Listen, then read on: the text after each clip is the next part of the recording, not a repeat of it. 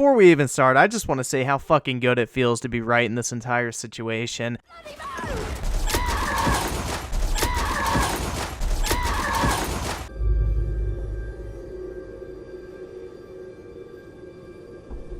War. War never changes.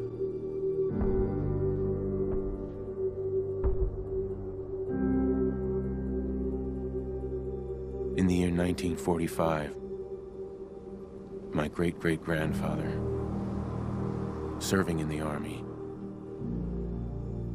wondered when he'd get to go home to his wife and the son he'd never seen.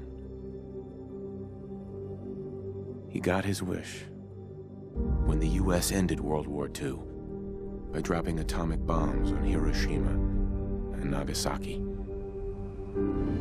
Because if my time in the army taught me one thing,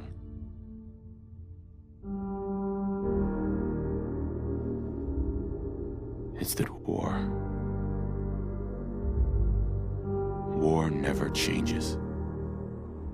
But as you've probably heard by now, Battlefield 5 hasn't necessarily sold too well in the first week after release. In fact, we got some very interesting sales data from the UK, which shows just how terribly this game is sold. Battlefield 5 sales 63% down versus Battlefield 1 in UK at launch. I wish you could see this big-ass smile on my face right now reading that. But I guess that whole don't like it, don't buy it idea really caught on. Or maybe you're just like me and us woman haters over here just weren't educated enough to figure out how to buy Battlefield 5. I mean, it does take a very educated person in order to truly appreciate the masterpiece that DICE has created this time around. Your average person can't truly appreciate the black female Nazi amputee squad storming the beaches of Normandy, swinging their katanas. But honestly, I could not have asked for a better result from all of this. Go ahead, give yourselves a round of applause or a pat on the back or whatever the fuck you want to do if you were someone who didn't buy this pile of trash like myself. In fact, just to further prove how terribly Battlefield 5 is selling, check out some of these discounts on the game not even a week after release. $40 at GameStop, $40 at Best Buy, and the big one, only $30 at Target. That's right, not even a week later, and you can already buy Battlefield 5 at 50% off. Now, the important thing to realize here is this is not a universal discount from EA. Unlike Bethesda dropping the price of Fallout 76 by 33% a week after launch after terrible sales, the retailers in this case, Target, Best Buy, GameStop, are lowering the price themselves. Now, why might they do this? Well, it's because they probably purchased a large quantity of copies from EA to stock the stores, and when no one showed up to buy them, these retailers were stuck with large inventories of Battlefield 5 that no one was buying, so to cut their losses, they have to heavily discount the game. I mean, just take a look at this tweet real quick. Look at all those unsold copies of Battlefield 5. Kinda sucks for them having all those copies of Battlefield 5 that they're stuck with, but then again, they probably should have known better. I also want to touch on something else that's just kind of a quick middle finger to all the people who were damage controlling. You remember when the reveal trailer came out and it got completely dislike bombed because people were not happy with the game? And remember how the damage control fanboys came out saying, oh, it means nothing, it's just a bunch of trolls, people will hate on it, they'll still buy the game anyway? Well, if we take a look at the current dislike ratio for the trailer, we see that there are 341,000 likes and 499,000 dislikes. Doing some quick math, that gives us about a 40% like to dislike ratio. Now compare that to the sales of Battlefield 5 in relation to Battlefield 1, which is 37% of Battlefield 1 sales, and maybe those dislikes weren't just a bunch of trolls after all. God, it's all coming back full circle, and I fucking love to see it.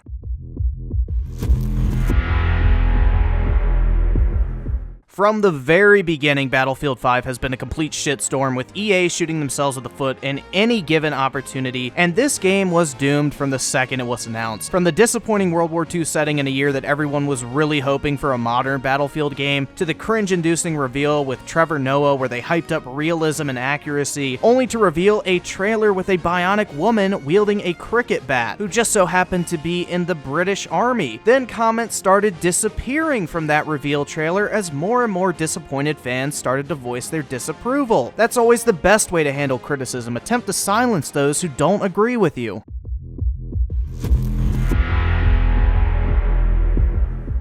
Then we had the pompous dynamic duo at DICE and EA come out and openly attack unsatisfied Battlefield fans on multiple occasions. The first instance was when Battlefield 5's design director Alan Kurtz turned this entire situation into a political debate when he posted on Reddit saying this: "I knew this was going to be a fight when I pushed for female soldiers in Battlefield. I have a daughter and I don't want to ever have to answer her question of, why can't I make a character that looks like me with, because you're a girl. I fundamentally feel to my core that this is the right way and I will find myself on the right side of history." How fucking noble of you. And I think many people will play the game despite their reservations. Yeah, looking back on that one, that didn't age too well. And maybe learn something about either history or themselves. Now that's fucking rich. That is part of making games art. I can't speak for that timing. I know personally that I wasn't in the position of enough influence to make it happen. I also know a lot in society has changed, and for me personally, I grew up a bit and looked at the world with new eyes. From within the industry, we've seen so much male domination for whatever reasons, and I work for a studio and a company that recognizes the value of diversity in what we do as game makers. That's a big deal for me also. Sometimes just enough things come together to make it happen. It felt like an inevitability. The excuses were running out and the support was there. Oh yeah, fucking right. So it happens now. Suddenly, with this statement, the inclusion of women was not just for customization purposes, which is what I originally thought. It was about fighting male domination in the gaming industry and putting himself on the right side of history by revising it. Funny how that works. This is what originally turned me against this game and the agenda it was evidently trying to push, because at this point, this game was being used as a political tool. Then came the infamous quote from the recently fired Patrick Soderlund, which basically made this entire controversy explode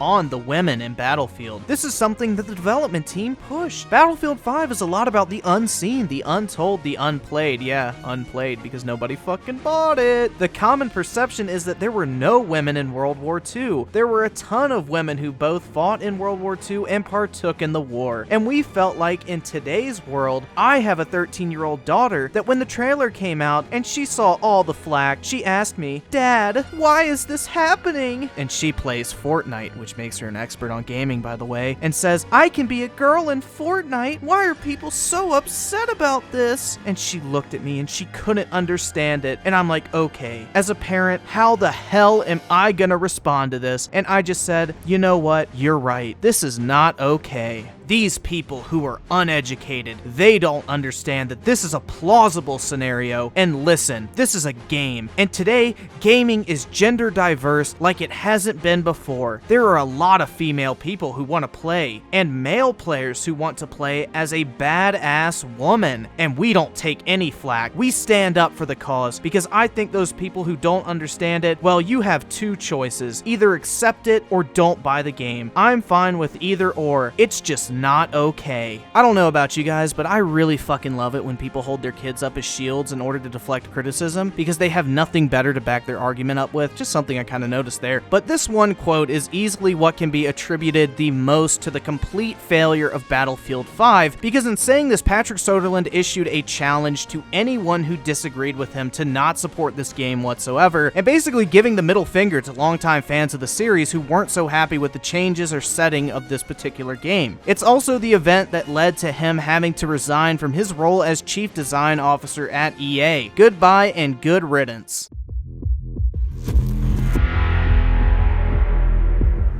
Fast forward a couple months and we learn that Battlefield 5 pre-orders are 85% below that of Call of Duty Black Ops 4, which triggers a continuous drop in EA's stock price that is still ongoing today. Look at all that red, I love it. Immediately after this news breaks, Patrick Soderlund suddenly resigns from EA and leaves the company. Then DICE announced they would be delaying Battlefield 5 for polishing purposes, when in reality it was a last-ditch effort to salvage as many sales as possible by moving the game away from heavy hitters like Black Ops 4 and Red Dead Redemption 2, a strategy which may have gained them a few more sales in the long run, but did little to help the overall situation and negative sentiment towards the game. This move proved that even internally at EA there was very little faith in Battlefield 5, a franchise that in a normal year had no problem competing with the likes of Call of Duty. Battlefield 1 even almost outsold Call of Duty for the first time ever back in 2016. 2016.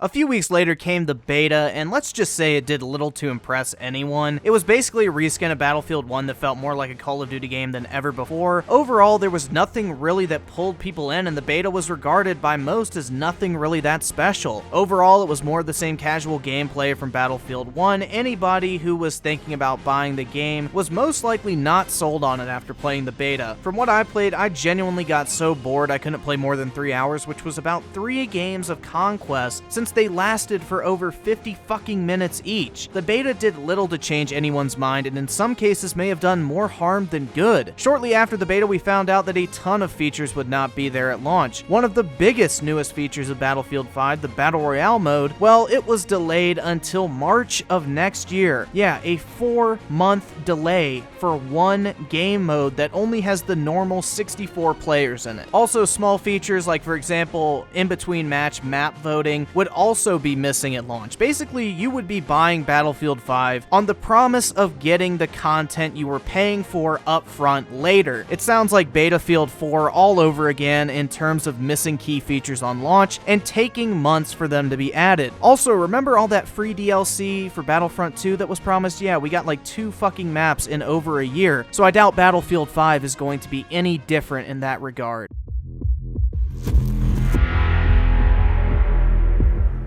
So here we are, and after a confusing as fuck rollout of Battlefield 5 that straight up penalized people who actually bought the game by making them wait longer. I mean, look at this release schedule, or chart, or whatever the fuck that EA put out. I mean, look at this damn thing. It looks like it's for 5 or 6 different games, but no, it's all for Battlefield 5. But you can clearly see that if you had EA Access, Origin Access, or Origin Premier, you actually got to play the game before the people who actually went out and spent $60 or $80 on this damn thing. I mean, that is so fucked up in so many different ways. But anyway, Battlefield 5 is here, and people have had a chance to play the final build. So what's the verdict? Overall, the critic scores are mostly good. I mean, the meta score is sitting at an 81, which is okay, but the user scores for the game are extremely low at a 39. So obviously the controversy surrounding the game is still alive and well for it to be review bombed like this. And with the weak sales numbers, I think it's clear to see that EA and DICE really fucking screwed themselves over in this entire situation. I think this entire chain of events should serve as a lesson for all developers moving forward. When you politicize your games and at the same time insult your fan base while issuing an ultimatum telling people to literally not buy the game, you are going to face the consequences. I've said it before and I'll say it again. For most people, including myself, who were pissed off with this game, it has nothing to do with the inclusion of women in video games. Our issue was the extreme arrogance, virtue signaling, and insults that spewed from chief leadership at both EA and DICE. If they had kept their damn mouths shut and let the initial controversy over the reveal trailer die out, just like Activision did with Call of Duty World War II when they added women to the multiplayer, none of this would have ever happened. That's why this entire situation to me is absolutely hilarious. EA got exactly what was coming to them, and their biggest game of the year was a complete and total flop. But to everybody out there who voted with their wallet and didn't buy this trash heap, give yourselves another round of applause. Like I always say, these multi-billion-dollar corporations are nothing more than a name without people buying their shit. And this time we have done some serious damage to EA, DICE, and Battlefield as a franchise because of this entire situation. Of course, the defenders of the franchise will still be in full denial, but numbers do not lie. Let me know if you want to see me make some response videos to some of these Battlefield 5 Defender videos in the comments, but with that said, I think it's time to say goodbye to Battlefield 5 and let the game die in obscurity. I want to thank you guys, as always, so much for watching the video. This has been your favorite uneducated YouTuber, and I will catch you guys